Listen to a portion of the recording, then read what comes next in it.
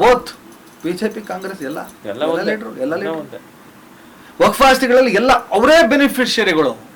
So ನೀವು ಒಂದು ಸ್ವಲ್ಪ ತಿದ್ದುಪಡಿ ತಂದು 1,00,000 ಎಕರೆಯಲ್ಲಿ 10,000 ಎಕರೆ ಮಾರಿ ಸರ್. 10,000 ಎಕರೆ ಮಾರಿದ್ರೆ ಎಷ್ಟು ಸಾವಿರ ಕೋಟಿ ದುಡ್ಡು ಬರುತ್ತೆ. ಆ ಸಾವಿರಾರು ಕೋಟಿ ದುಡ್ಡಲ್ಲಿ ಒಳ್ಳೆ ಫ್ರೀ ಎಜುಕೇಶನ್ ಕೊಡಿ ಮುಸ್ಲಿಮ್ಸ್ಗೆ. ಕೊತ್ತಂಬರಿ ಸೊಪ್ಪನ್ನ ಕೊತ್ತಂಬರಿ ಸೊಪ್ಪುವರೆಗೆ ತಗೊಬನ್ನಿ, ಉಚ್ಚಾರಣೆ ಸರಿ ಮಾಡಿ, ಕೊತ್ತಂಬರಿ ಸೊಪ್ಪಿಗೆ ತಗೊಬನ್ನಿ.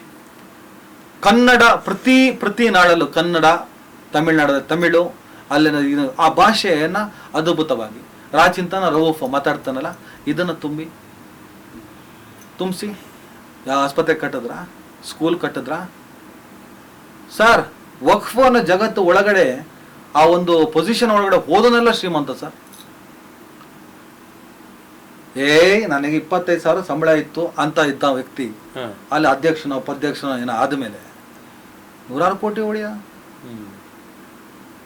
ಸ್ಮಶಾನ ಜಾಗದಲ್ಲೆಲ್ಲ ನಿಮ್ದು ಬಿಲ್ಡಿಂಗ್ಗಳು, ಬಂಗ್ಲೆಗಳು, ಸ್ಕೂಲ್ಗಳು.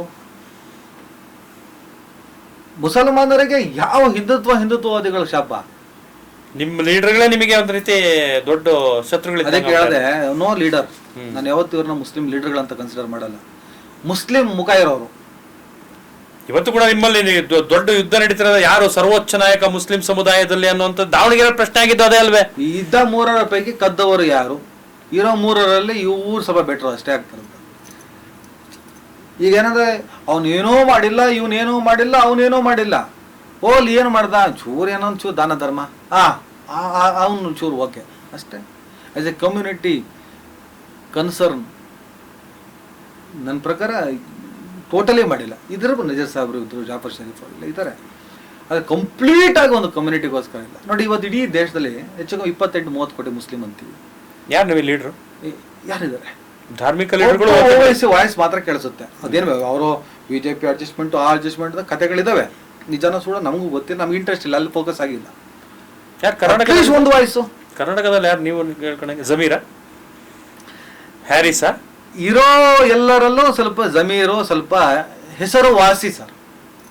ಹೆಸರುವಾಸಿ ಬೇರೆ, ಲೀಡರ್ ಬೇರೆ. ಜನಾನುರಾಗಿ ಬೇರೆ, ಜನಾನುರಾಗಿನ ಹೆಸರುವಾಸಿ.